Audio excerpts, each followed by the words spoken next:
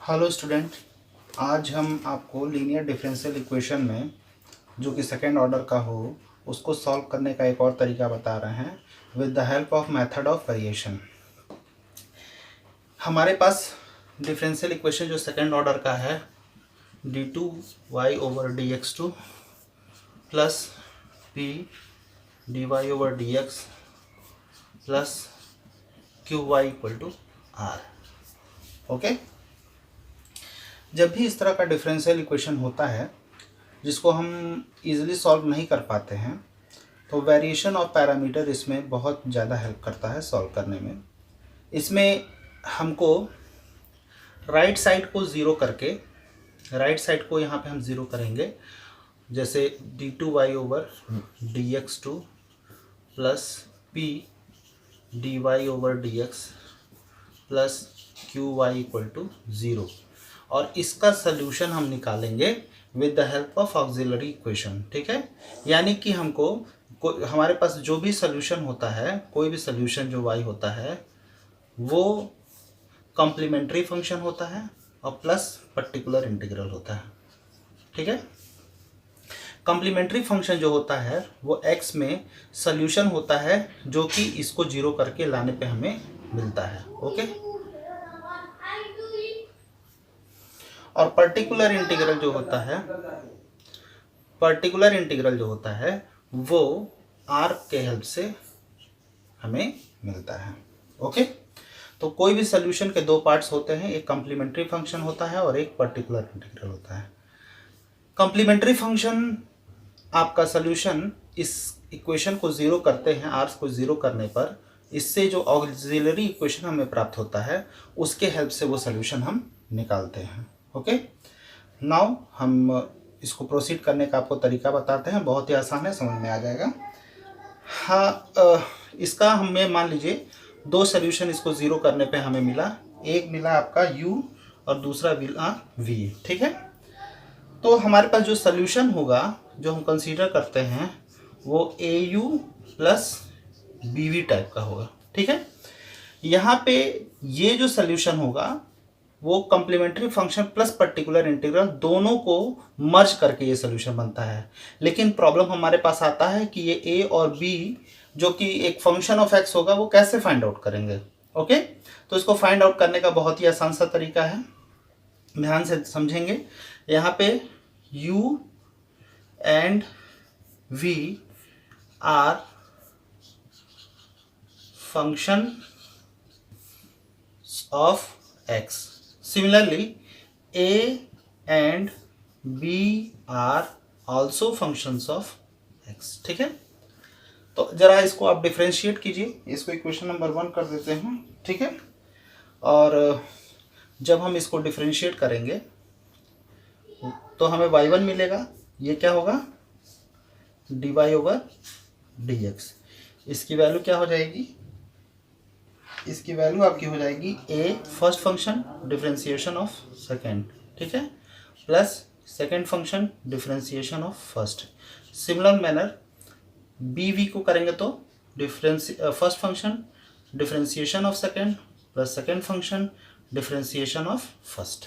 Okay, ये इसका तरीका हुआ। ठीक है, यानी कि y1 जो मिलेगा हमको, y1 किस प्रकार से मिलेगा, वो आपका हो जाएगा au1 plus bv1, okay, plus a1u plus b1v। Okay, ये मिलेगा। यहाँ पे a और b इस तरह से चूज करते हैं, we choose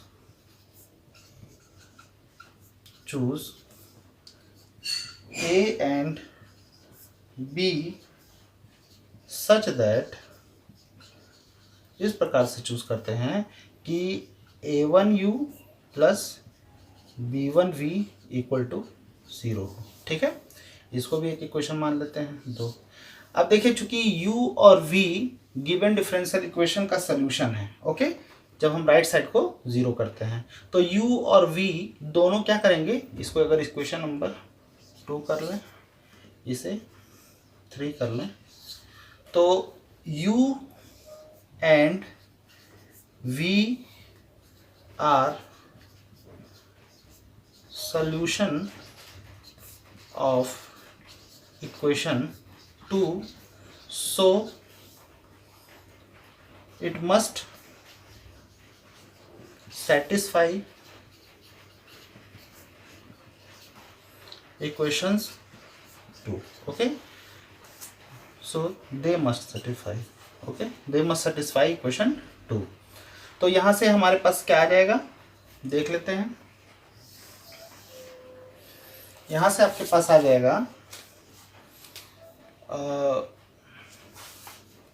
u अभी दोनों चूंकि सेटिस्फाई कर रहे हैं तो आपका आ जाएगा d2u over dx2 plus p times du over dx plus q times u equals 0. In a similar manner v also satisfied, तो d2v upon dx2 plus p dv over dx plus q v equal to 0. इन दोनों को भी equation दे दें, इसको कर देते हैं 4 और इसको कर देते हैं 5. ओके, आई होप आपको यहाँ तक समझ में आया होगा. अब इक्वेशन इसको अगर मान ले a मान लेते हैं तो a को फिर से डिफरेंशिएट करते हैं तो हमें y2 मिलेगा. अब देखिए इसको चूंकि हमने क्या कर दिया है 0 कर दिया है तो by equation a and equation 3 इन दोनों के हेल्प से y1 आपके पास क्या आ जाएगा au1 प्लस bv1. ओके, फिर से इसको ज़रा डिफरेंशिएट कर दीजिए तो y2 मिलेगा हमको au2 plus u1a1 okay plus bv2 plus v1b1 ये आपका मिलेगा. ठीक है ना. अब हमको क्या करना है, इस सब का यूज कर देना है हमको इक्वेशन नंबर 1 में. ठीक है, इन सब का यूज करना है. इसको b कर लीजिए. ओके, ये इक्वेशन नंबर a है, ठीक, ये b है और इक्वेशन नंबर 3. ठीक है, तो हम y1 जो हमारी वैल्यू निकली है जो कि यहाँ पे है इसको हम कर लेते हैं b और इसे कर लेते हैं c. ठीक है, तो हम b और c का जब यूज करेंगे इक्वेशन नंबर में 1 में. ठीक है, using equation b and c in equation 1 तो देखिए क्या मिलता है हमें क्या मिल जाएगा au2 plus u1a1 plus bv2 plus v1b1 okay plus p times y1 की value au1 plus bv1 okay और प्लस qy तो इसको यहाँ लिख लेते हैं qy की वैल्यू आपकी क्या है au plus bv equal to r. ठीक है, इसको ज़रा ठीक ढंग से लिख लें ताकि ये हमें यूज़ करना है 4 और 5 का. ठीक है ना, तो इसको हम ऐसे लिख सकते हैं a1u1 plus b1v1 plus a times u2 plus pu1 plus qu okay plus b times v2 plus pv1 plus qv equal to r. Okay, अब देखिए 4 और 5 का यूज़ करेंगे तो 4 और 5 क्या है ये और ये हमारा क्या हो जाएगा 0. ठीक है, using 4 and 5 in above equation we get हमें क्या मिलेगा we get क्या मिल जाएगा a1u1 plus b1v1 equal to r.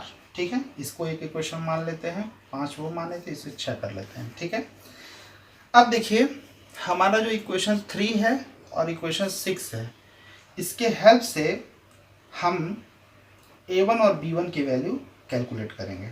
Okay, a1 और b1 की क्या वैल्यू कैलकुलेट करेंगे। ठीक है, तो हम इसको इरेज करते हैं। Equation 3 and 6/7। ठीक है, हमें जो वैल्यू मिलेगी वो मिलेगी a1 upon -rv, b1 upon ru equal to, cross multiplication method से भी आप निकाल सकते हैं, या साइमल्टेनियस इक्वेशन को सॉल्व करने का तरीका जानते हैं वहाँ से भी निकाल सकते हैं, -v1। ठीक है, तो यहाँ से आपका a1 की वैल्यू जो होगी -rv times uv1 minus u1v हो जाएगा, और b1 की वैल्यू जो होगा ये r u upon uv1 minus u1v हो जाएगा। ठीक है, ये कोई फंक्शन, इसको साई x मान लीजिएगा। ठीक है, और इसको आप फाई x मान लीजिएगा। ठीक है, इसको 7 कर लेते हैं और इसको 8 कर लेते हैं। ठीक है, और a1 आप जानते हैं, a1 को हम dA अपॉन dx लिखेंगे, b1 को dB अपॉन dx लिखेंगे।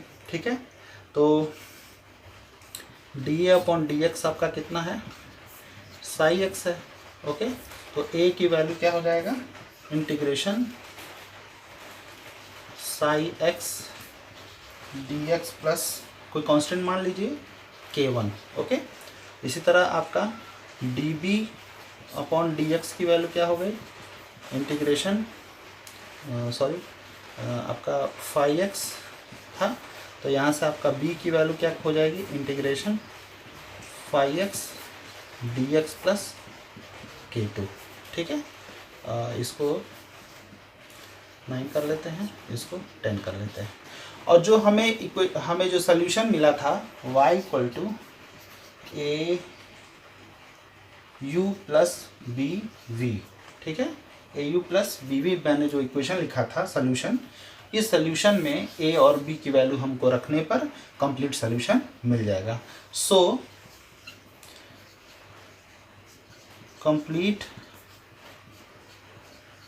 Solution of equation 1 is y equal to u, a की जगह पे हम रख सकते हैं psi x dx plus k1। Okay, ठीक, इनटू क्या हो जाएगा आपका u प्लस b की जगह पे phi x dx plus k2। Okay, into v। ये आपका कंप्लीट सोल्यूशन हो जाएगा linear differential equation of second order का with the help of variation of parameter. Because of this value changes, अगर कोई इनिशियल कंडीशन दिया रखा हो तो हम k1 और k2 की वैल्यू से फाइंड आउट कर सकते हैं, और डिफरेंट कंडीशन के लिए डिफरेंट हमें वैल्यूज़ मिलेंगी, इसीलिए पैरामीटर जो है हमारा a और b वो चेंज होता रहेगा by changing k1 and k2। So we will say this is the solution with the help of variation of parameter. Okay, I hope you will understand this topic very clearly. Now I am going to solve a example. Okay,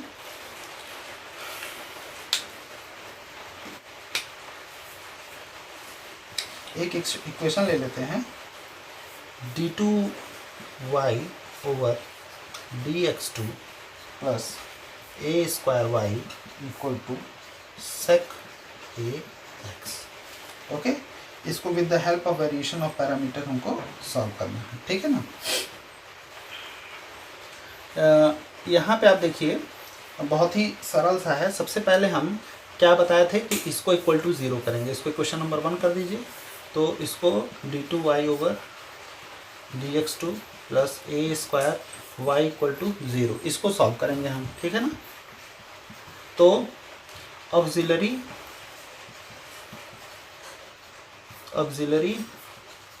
equation of equation 2। Okay, auxiliary equation of equation 2, ये क्या हो जाएगा, ये आपका हो जाएगा m square plus A square equal to 0। यहाँ से m की वैल्यू क्या आ जाएगी, minus plus minus under root A square. Okay, तो यहाँ से हो जाएगा प्लस माइनस ए आई। ठीक, ये आपका सॉल्यूशन हुआ। ठीक, तो इससे हमको जो सॉल्यूशन मिलेगा इक्वेशन नंबर 2 का, वो क्या हो जाएगा, कॉम्प्लीमेंट्री फंक्शन वो बनेगा। वो कॉम्प्लीमेंट्री फंक्शन क्या हो जाएगा, c1 cos ax plus c2 sin ax। Okay, अब हमें क्या करना है, इसका गिवन डिफरेंशियल इक्वेशन का सॉल्यूशन इसके हेल्प से लिखेंगे। तो c1 और c2 की जगह पे हम कैपिटल ए और कैपिटल बी लेंगे, जो कि आपका वेरिएबल होगा x का। ठीक है, now solution of complete solution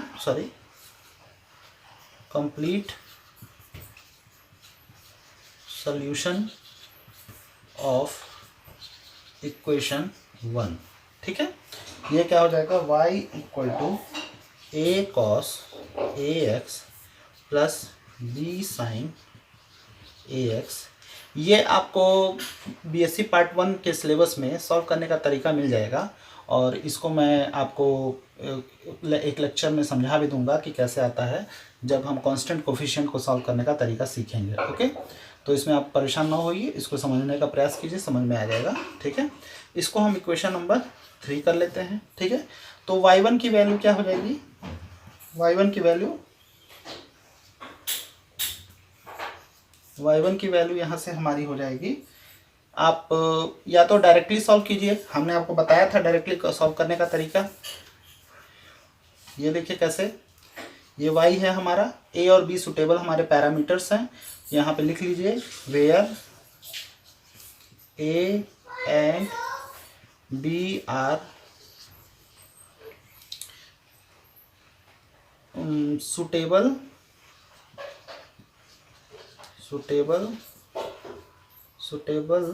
variable b are suitable variable of x। ठीक है, तो यहाँ से हमको a और b की वैल्यू फाइंड करने का हमने तरीका बताया था। वो क्या था, a की वैल्यू आप निकाल सकते हैं integration minus r v upon u v one minus u one v d x plus constant c1 से। ठीक है, और b जो था जिसे हम फाई x और साई x माने थे, minus r u upon u v one minus u one v, ये प्लस रहेगा। ठीक है, d x plus c2। Now a की वैल्यू कैलकुलेट करते हैं, r इक्वल टू क्या है, सेक ax है। ठीक है, तो यहाँ से a इक्वल टू आपका इंटीग्रेशन माइनस सेक ax। ठीक है, ये r हो गया। v की वैल्यू क्या है आपका, u आपका cos ax है, v आपका sin ax है, तो यहाँ पे sin ax लिख लीजिए। ठीक है, अब यहाँ पे u v1 और v1 u को सॉल्व करेंगे, तो यहाँ cos ax। ओके, u आपका क्या है cos ax, v1 क्या होगा जब इसको डिफरेंशिएट करेंगे, साइन का डिफरेंशिएशन a cos ax हो जाएगा। ठीक है, तो a बाहर कर लीजिए cos ax। Okay, minus u1 cos का डिफरेंशिएशन क्या होता है, माइनस में होता है, तो minus a sine ax। Okay, और a साइन ax, और यहाँ पे दूसरा आपका है v। ओके, v की वैल्यू क्या है, sine ax dx plus c1। Okay, तो यहाँ से cos स्क्वायर ax हो जाएगा, साइन स्क्वायर ax, a को आप कॉमन ले सकते हैं, तो cos square ax plus sine square ax की वैल्यू 1 हो जाएगी। तो यहाँ पे आपका आ जाएगा माइनस, और सेक को साइन के नीचे ले आएंगे तो sine ax upon cos ax, तो ये हो जाएगा tan ax। Okay, tan ax upon कितना आ जाएगा a।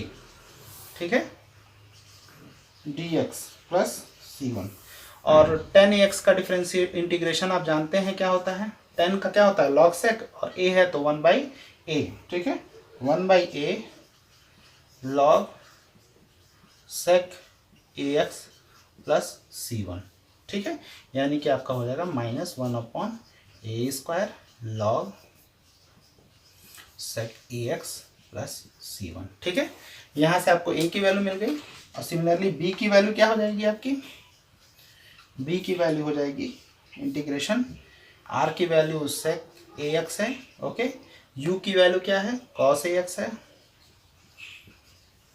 ठीक है, नीचे आपका हो जाएगा cos ax into a cos ax minus a sin ax और इंटू sin ax, ठीक है, क्योंकि दोनों का नीचे का सेम ही रहेगा, इंटू dx प्लस c2, ठीक है। तो आप देख रहे होगे cos ax sec ax दोनों कैंसिल आउट हो जाएंगे, तो ऊपर तो 1 आ जाएगा, ठीक है, और नीचे आपका a आ जाएगा dx। तो ये इंटीग्रेशन का वैल्यू हो जाएगा 1/a x प्लस c2, ये b की वैल्यू निकल गई, ठीक है। अब a और b की वैल्यू इक्वेशन नंबर 3 में रख दीजिए, आपका सोल्यूशन हो गया, ठीक है। तो putting the value of a and b, we get a and b in equation 3, we get the complete solution of equation 1, ठीक है। तो y इक्वल टू सोल्यूशन क्या हो जाएगा आपका, y is equal to a की जगह पे हम रख देते हैं -1/a² log sec ax plus c1 into cos ax और प्लस b की value 1/ax plus c2 into sine ax, ये आपका कंप्लीट सॉल्यूशन हो गया। तो इस तरह से आप वेरिएशन ऑफ पैरामीटर के हेल्प से इसे सॉल्व कर सकते हैं। बस इसमें ये दोनों रिलेशन याद रखने ज़रूरी हैं और ये सॉल्यूशन निकालना आपको आना चाहिए, ओके। तो ये सॉल्यूशन निकालने के बाद हम जनरल सॉल्यूशन यानी कि कंप्लीट सॉल्यूशन ये मान लेंगे, कांस्टेंट की जगह पे a और b पुट करते हुए फिर a और b की वैल्यू को हम यहाँ से कैलकुलेट करके आपके सॉल्यूशन में रख देंगे, तो डिफरेंशियल इक्वेशन का हमें सॉल्यूशन मिल जाएगा जो कि सेकेंड ऑर्डर का हो। Thank you. अगले क्लास में हम नेक्स्ट लेक्चर में कांस्टेंट कोफिशिएंट से सॉल्व करने का तरीका बताएंगे। Thank you.